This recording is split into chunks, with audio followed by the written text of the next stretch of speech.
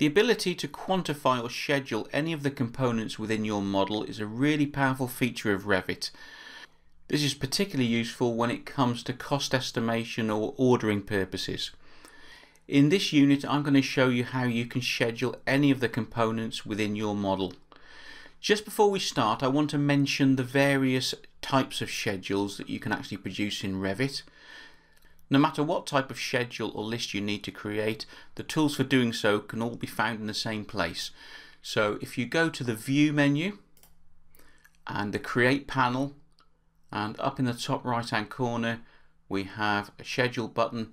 There is a little drop down toggle there, so if I hit that, we can see here the top Schedule and Quantities.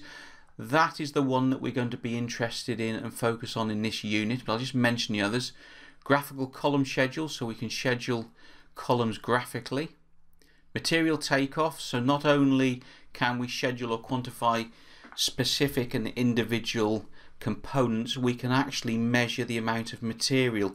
You'll recall from earlier units that all the components in our model are actually made out of materials, even if it's just the default mass material. So we can quantify that. Sheet list, we can actually make a basic schedule or list of all the sheets in our project. Note block, so we can actually get a list of all the annotations used in the symbols, and we'll be covering that later. And a view list, we can actually get a list of all the views as held in the project browser. But for now, we're going to concentrate on this top one, Schedule and Quantities, and I would suggest in your daily use of Revit, 99.9% of the time, this is the one that you're going to want to use right at the top there, Schedule / Quantities. So that's what we're going to focus on now.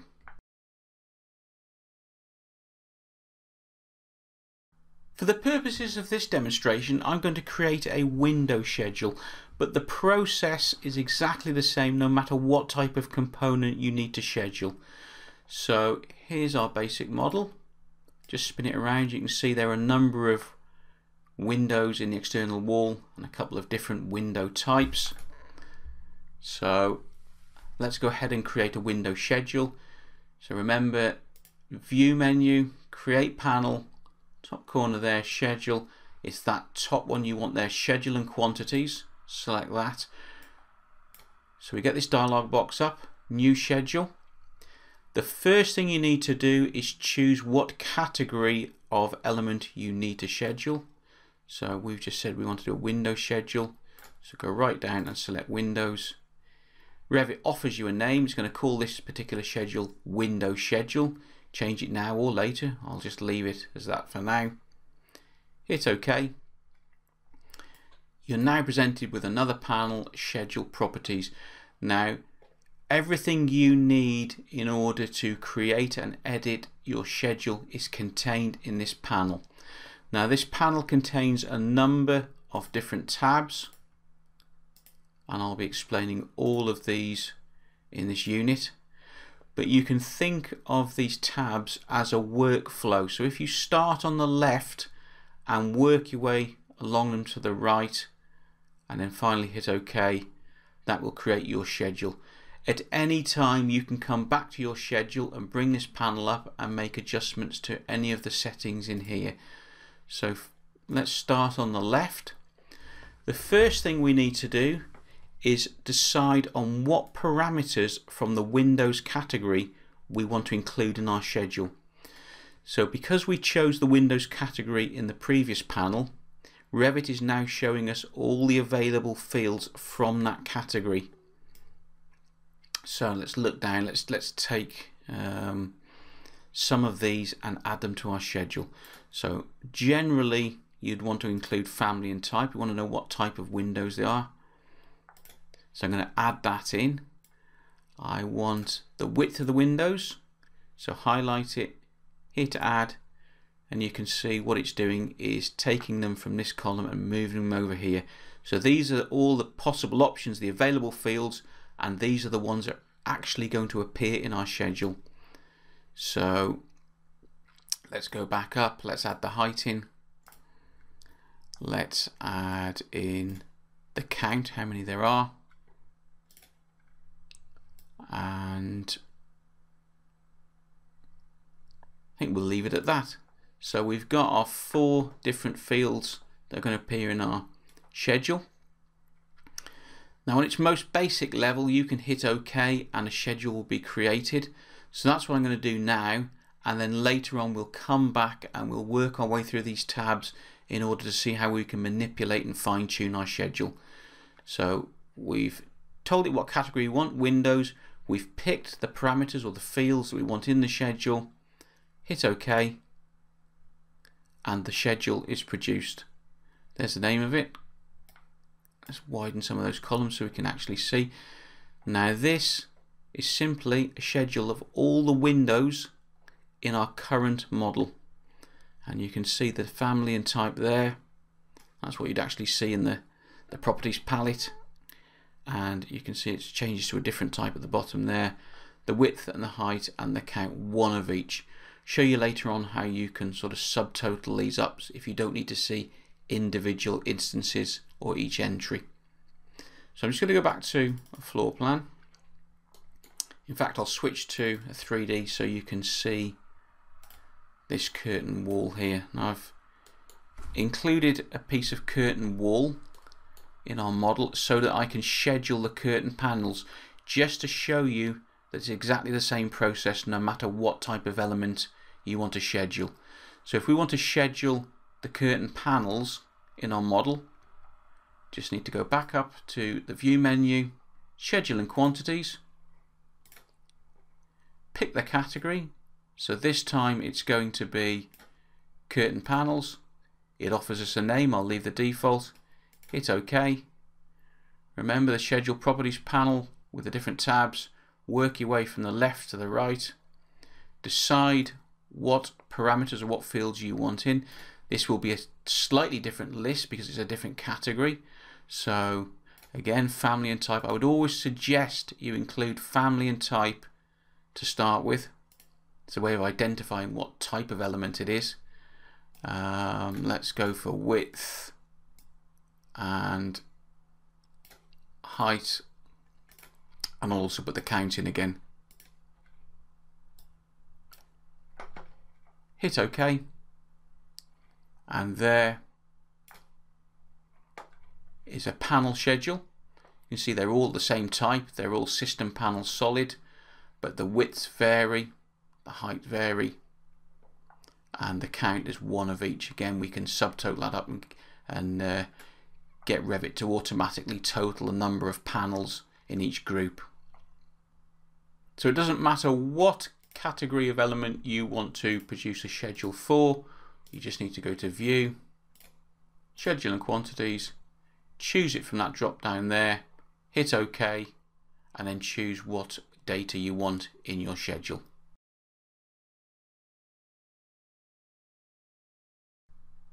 The schedules that you create appear as their own distinct views in the project browser under the Schedule / Quantities group. So there they are down there, the window schedule and the panel schedule we just created.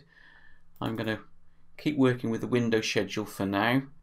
With a schedule active, you will see its parameters in the properties palette, and towards the bottom there you will see a number of buttons that take us back to those tabs we looked at in the schedule creation box. So for example, if I hit that top one there, fields, opens this box we saw before straight to that tab. So you can see there, fields, filter. So all the tabs there match a heading in the properties palette. So for this part of the unit I want to take a look at filter. So what we can use this for is to filter down or create a subset of information in our schedule based on some criteria that we can choose. So if you take the first drop down, you'll have a list of the parameters that you chose to be in your schedule. You can use these to filter by. So I'm going to filter by width. Then you have an operator here. Again, there's a choice whether the value equals something, does not equal, is greater than, less than, and so forth. So I'm going to say when the width is less than, and then it'll show us some values from the values of objects it's already got in the schedule. So where it's less than 1810, because those are the two different widths I've got of elements. So the only items now, the only elements that are going to appear in this schedule are the ones that pass this filter where their width is less than 1810. So if I hit OK, the schedule reduces down and just contains those 3 smaller windows. So I'm just going to go back to filter. I'm just going to remove that one, go back to fields, and I'm going to add in mark. Now mark is the same as a unique number, a unique reference. So in the UK we might call it a window number. Autodesk call it the window mark. So it's a unique identifier. So I'm going to include that field. So you can see here, even after we've created a schedule, we can go back and we can change what fields are in it. We can add more in, we can take some out. So I go to filter, and now I can filter by mark and where it, let's say, begins with, and I'm going to put EW for external window. So there's none that start with external window at the moment. So if I go back to a floor plan, let's pick a window there. Its mark is currently 15. But let's say we'd named this or numbered this EW1 for external window 1.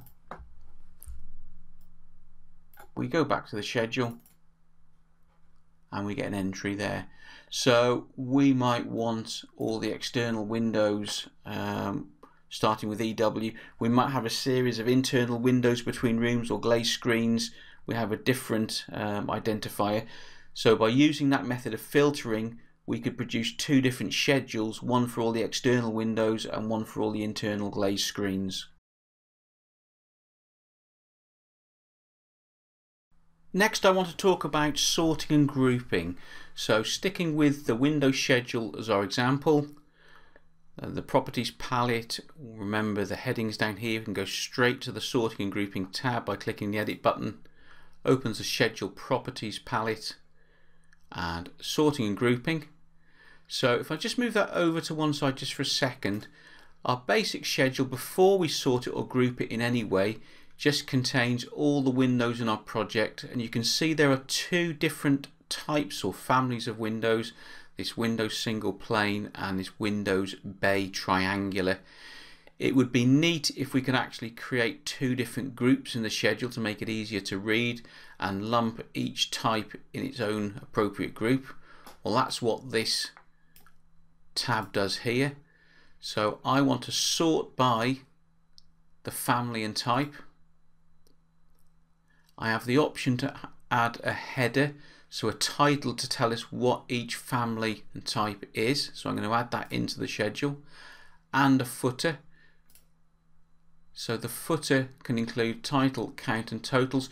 So if we're interested in totaling up how many there is in each group, we need to put a footer on to include that data as well. We have an option to include a blank line. That's useful because it'll actually separate the groups out, make it a little bit more legible when it gets onto a sheet. Now down near the bottom there's a checkbox called Itemize Every Instance. I'm going to leave that on for now, and then I'll explain that in a short while. Hit OK. Our schedule now is split into 2 groups. There is the header for the top group, so Windows Bay Triangular. There is each entry, so 1 entry for each instance or each of those specific elements that exists in the model, and then a total at the bottom. That's the footer, and it tells us a total of 3 units, and there's all the other data in there, including the window mark. Second group is the other window type, and it's totaled up at the bottom, 21 of those types. Now there will be times when you don't need to know or see every instance in that schedule.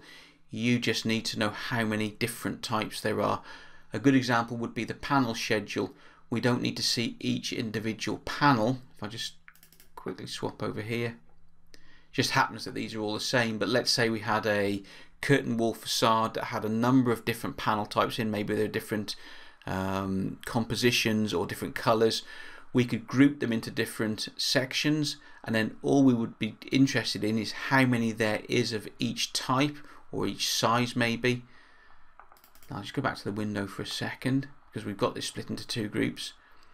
If I go back to that sorting and grouping, that's what that parameter there does. At the moment I'm telling Revit to show me every instance, every item in the schedule. If I turn that off, hit OK, it now just shows me one but tells me the total of that item. So there's 3 of those and 21 of those. So depending on what it is you are scheduling, it may be appropriate to list each one out if they've got different parameters, different attributes. Otherwise there may be times when you're just interested for the different types how many there is, or total. It might be areas, it might be quantities, it might be cost. You don't actually need to see each instance in the schedule.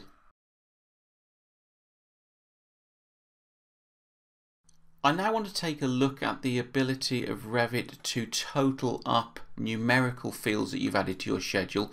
So we previously saw how we can quite easily get Revit to give us a count of the number of items in the schedule. But if you've added a numerical field, so in this example we've got a room schedule, and if I just go back to fields, one of the fields we've added is the area.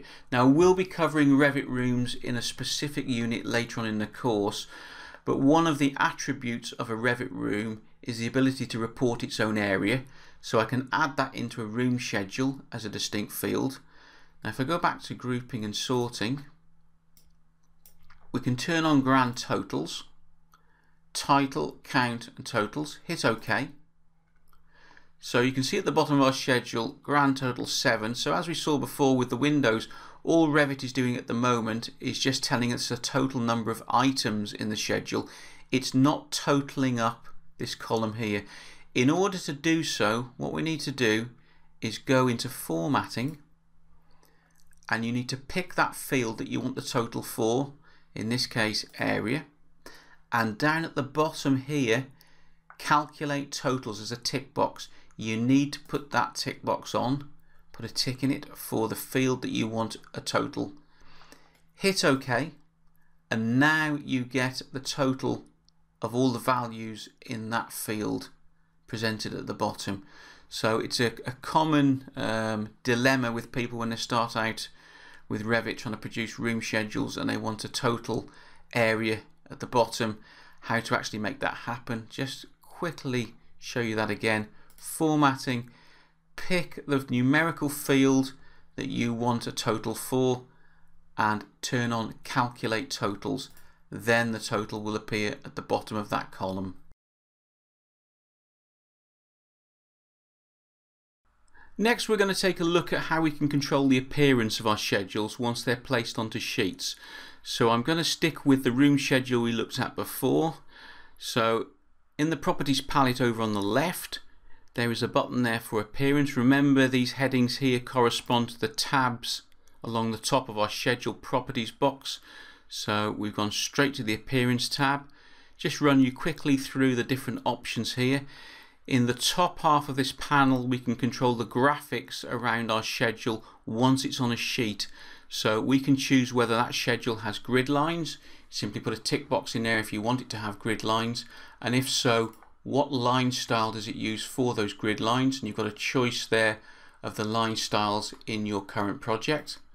Do you want those grid lines to extend up into the headers, the footers and the spacers? Do you want an outline around your overall schedule? If so, put a tick box in there and again choose a line style. The lower half of this box is for the text settings. Do you want the title to show when it's on a sheet? Tick box yes or no. Do you want the headers to show? And you have a choice of what font is used for the, or shall I say what text style is used. Text style includes the size and the font.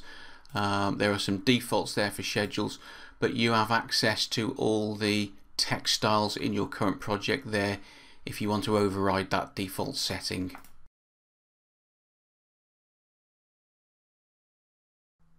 Okay, so we've created our schedule. It appears in the schedule and quantities group in the project browser. All we need to do now is add it to a sheet. So I'm going to go and bring up a blank sheet here. There's a default title block family from Autodesk. Let's go and add a schedule onto here. So with the sheet still active, just do a single click on the schedule name, window schedule. Just like any other view I want to place on a sheet, all I do is left click and hold, drag onto the sheet and click to place. So here's our schedule. With the schedule still active, we can adjust the column widths.